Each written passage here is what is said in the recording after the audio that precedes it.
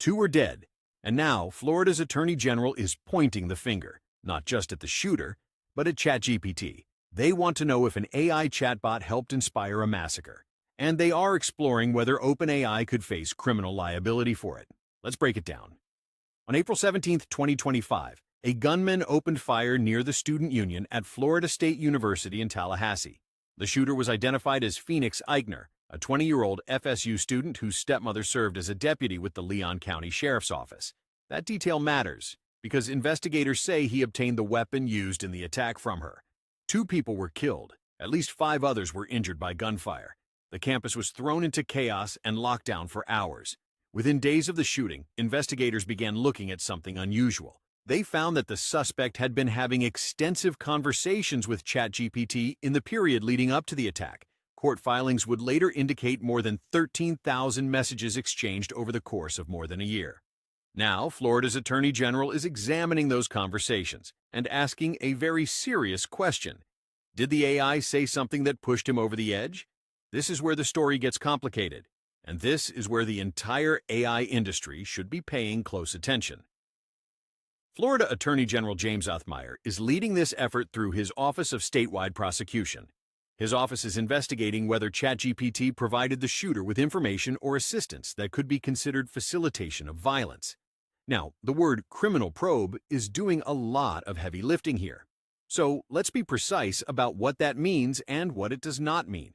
At this stage, no charges have been filed against OpenAI.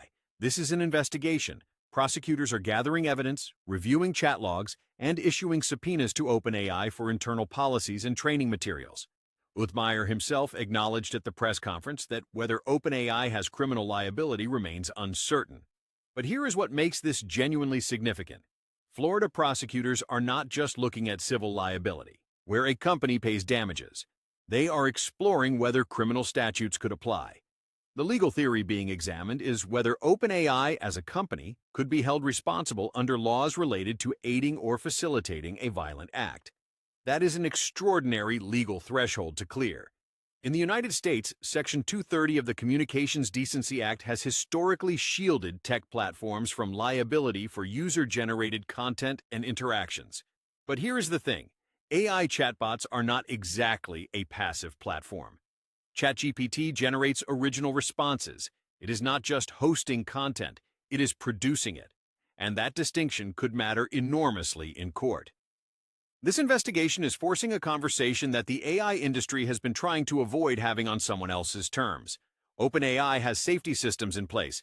ChatGPT is designed to refuse requests for harmful content. It is not supposed to encourage violence, help plan attacks, or validate dangerous ideation.